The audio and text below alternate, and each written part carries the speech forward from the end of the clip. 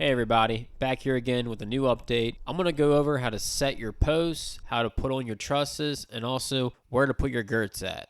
I'm also going to go over some of the mistakes that I made and show you how to avoid them. Let's get into it. Okay, so first thing that we did was we set up all the posts and we put them about where they're going to go at. And this is what the instructions say, and it gives you a good idea of where they all go to.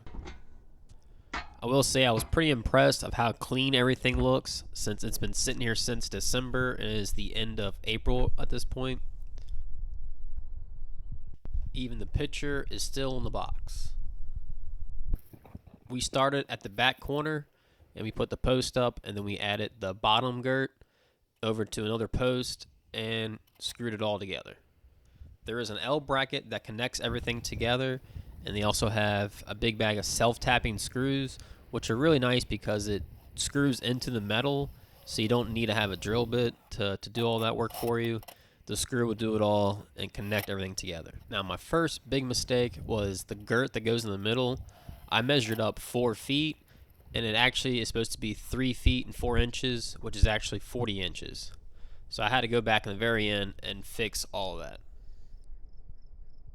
Now, Brittany helped me out with most of this, but I'm going to show you how you can do this by yourself if you need to, and just follow what I do right here in this section.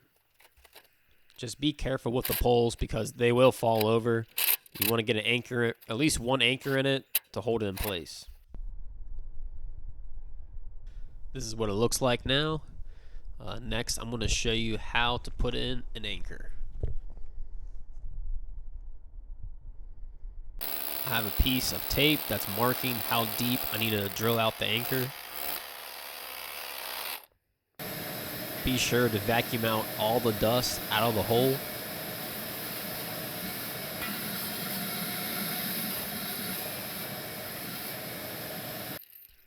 And then tighten on the nut just enough so whenever you hammer it, you're not hitting the nut.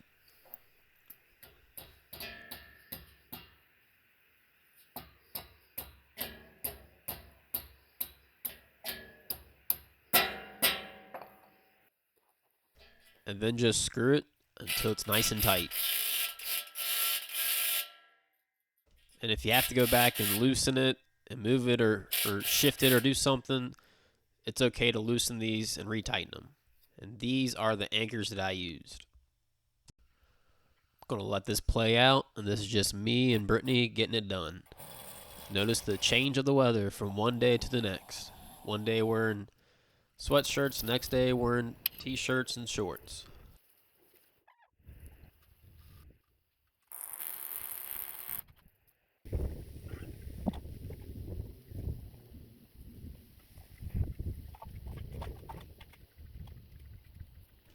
Next up is the side door, and you can put this wherever you want as long as it's on the side. Just follow the instructions. I like to get my brackets on first and then attach it to the post.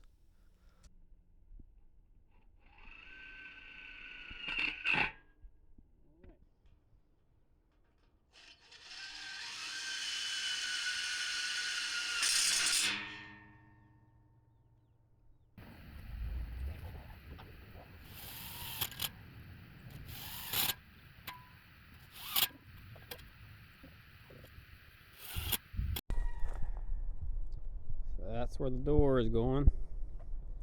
That is all framed up, ready to go. The top piece will go on once the truss goes on. You can see I added plastic bags on top of all the posts, except the corner post. The corner post, they actually have a hole on the bottom, but all the other ones, it's sealed up. And when it rains, it would just fill up with water. And I noticed that whenever I was putting the poles up, there'd be water in some of them. So I went around and I just put a Walmart bag, Target bag, and I just tied it around. And that way it protects it from the rain, and whenever I go to put the truss up, I'll just simply take it off. After all the posts were up, I went back and made sure everything was plumb. and about half of them I had to unscrew and fix. And how I did that was, took the nut off the anchor, and then had some washers that I would put around where the anchor is at, and that would kind of work as a shim. One thing to be aware of is once you loosen the nut, sometimes the anchor might fall into the hole, and I just use the vacuum to suck it up, and it will come back out. But here you can see I'm putting the washer around the anchor just like that. And after I got it all situated, I would tighten it back down, and it worked out great actually.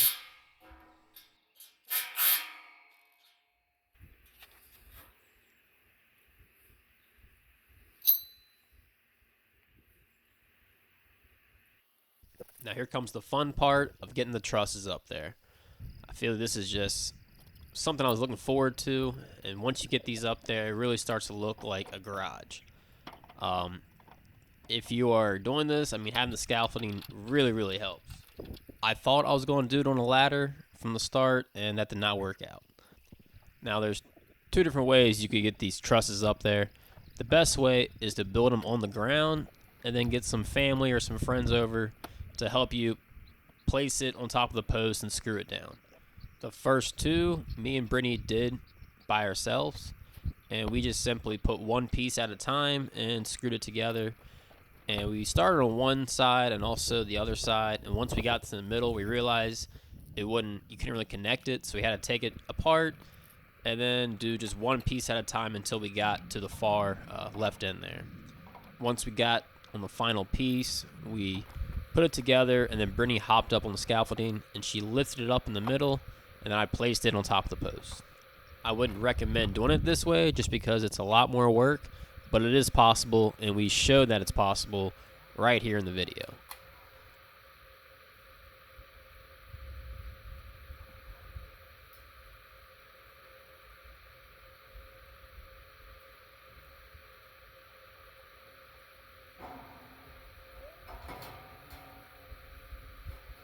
It was such a satisfying moment when that truss finally connected to the post and it all worked out.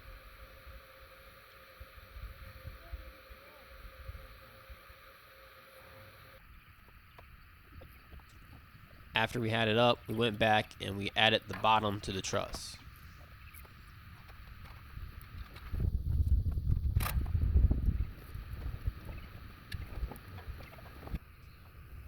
Now the gable was the worst part so far.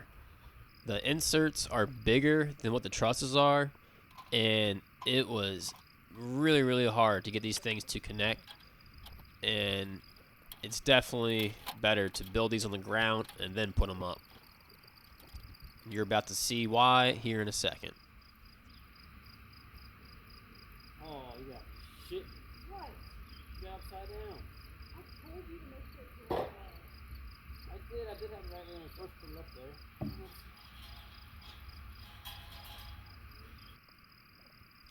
The piece was upside down, so we had to take it out, flip it over, and then re-hammer it back into place.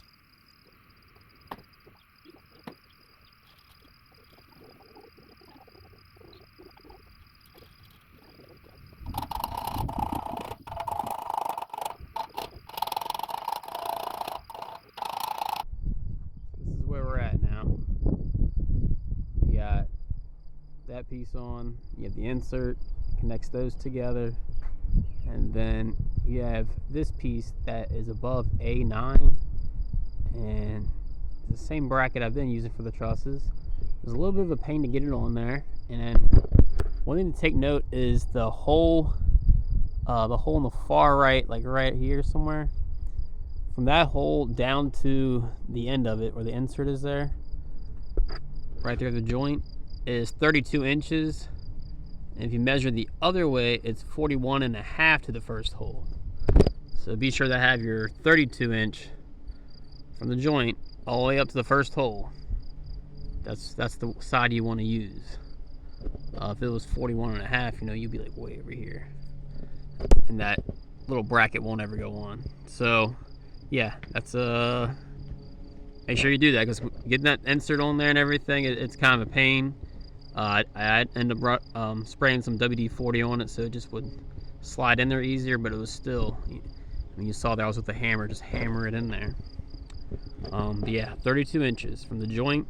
It's the very first hole, the hole that's not being used, the one right there. Where I said it was 32 inches, this is what I mean. Measure to the end. So that first hole, it's 32 inches. Measure the other way, it's 41 and a half. Let's just say there was a lot of hammering to get this gable on. It was crazy. We just took turns, especially to get the top piece on, because the angle is just, you're not getting a lot of pressure onto it. It took a while. We eventually got the gable all the way across, and then on the last piece, it decided to rain. It was just a short, quick rain. Once the rain stopped, we got right back to it, and as you can see, the post didn't line up with the gable end, so we ended up loosening the anchors so we can move the post, and once we got it all in line, we just fastened it all together. It took me and Brittany all day to get those 2 trusses up. Her parents came over to help us out the next weekend, and I'm just going to let this play out, but we got everything else, all the other trusses and the gable in the front, all done within 5 hours. The truss that I built way back in December, we went ahead and we put that one up just to see if it would be easier to do it that way, and wow, it was so much easier.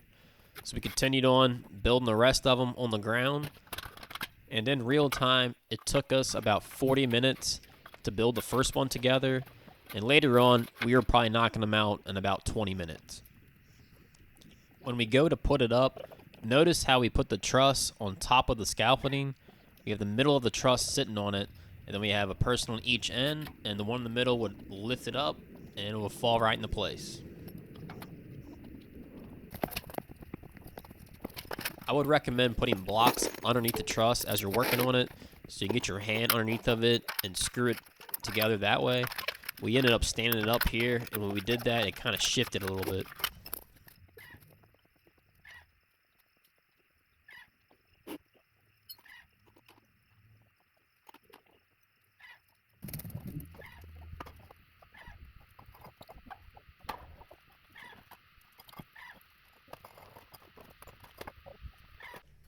We ended up using these 6x6 blocks that I had sitting around, and they worked out great.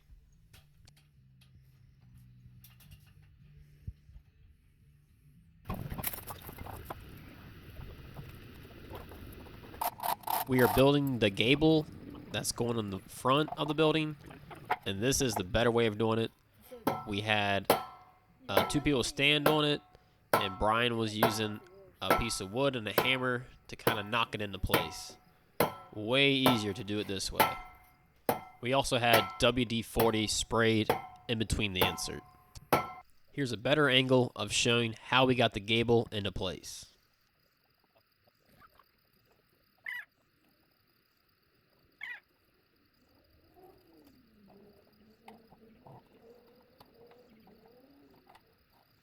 After the gable was in place, I added the other pieces from the top down, because if they were anchored at the bottom, you couldn't really move them into place.